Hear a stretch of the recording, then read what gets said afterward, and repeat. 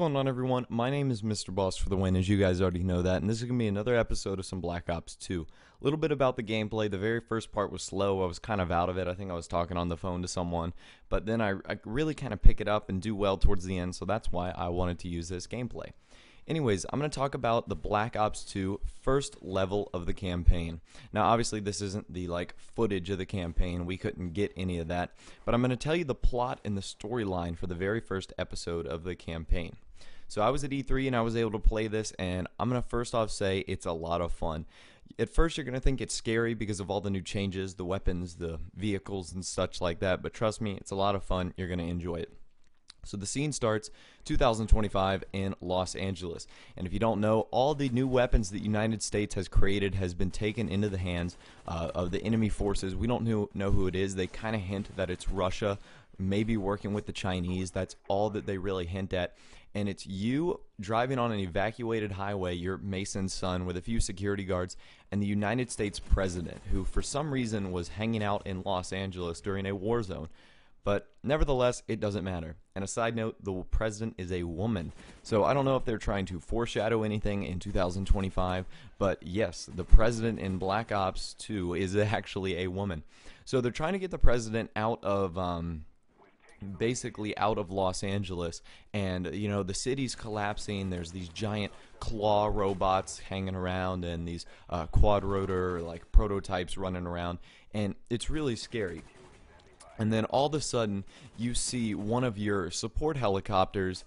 Keep in mind, you're driving on the freeway trying to get out of Los Angeles. You see one of your support helicopters crash and actually run into your vehicle. Now, when that happens, your vehicle becomes disabled, and you take on the responsibility of protecting the president and getting her out of Los Angeles by ground. And if you don't know, you never ever want to do that. Is if anyone's worked in security, or if you have any common sense in general, the president should never ever be on the ground or anything like that when guns are firing and such like that. And when this happens, you're introduced to one of the very first new weapons. They kind of called it the X-Gen sniper rifle, and what it has the ability to, it is armor piercing, and it can see through anything. And when I mean I can see through anything, you could literally point this, you could zoom in through the scope, and you could see through a car, like a pitch car, nothing that has been blown up, shoot right through the car and kill the guy standing behind it. Now, I think this is only going to be a single-player weapon. I really hope that is the case. So then, when you get that sniper rifle, you take on the responsibility of protecting the president. Obviously, they give you that cheesy campaign line. All right, use the sniper rifle to take out all the enemies guarding the president. One of those lines. And it's basically that scene. The whole first level is dependent on you protecting the president.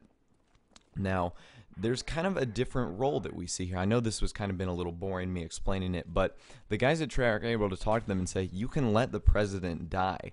They said this campaign's more like an RPG. Obviously, you can't change clothing or stuff like that, but if you let the president die, the campaign's not going to start over. It's going to go on like the president died. Oh my gosh, we don't have a president now. If the president lives, great, congratulations, you succeeded. So the missions and the endings will kind of change based on your actions that you do in the campaign. So I thought that was really interesting.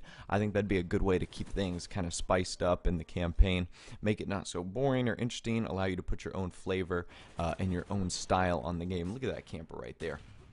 But anyways, it was a lot of fun, and the first mission starts off with a bang. You get to see all of the all the new quad rotors, the claws.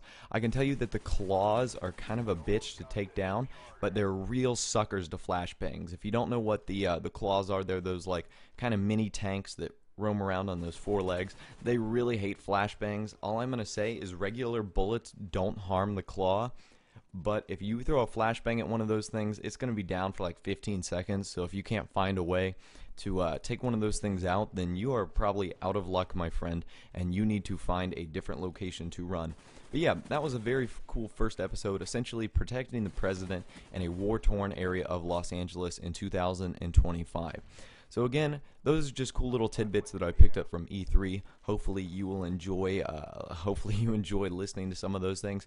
But obviously, if you're new, and when I get more information on other levels of the campaign, I will definitely let you know. But if you're new, subscribe. If you haven't already liked the video, go ahead and like the video because this game is over. And other than that, I hope you guys have a great rest of the day. Have a nice day, and I will see you guys in the next episode.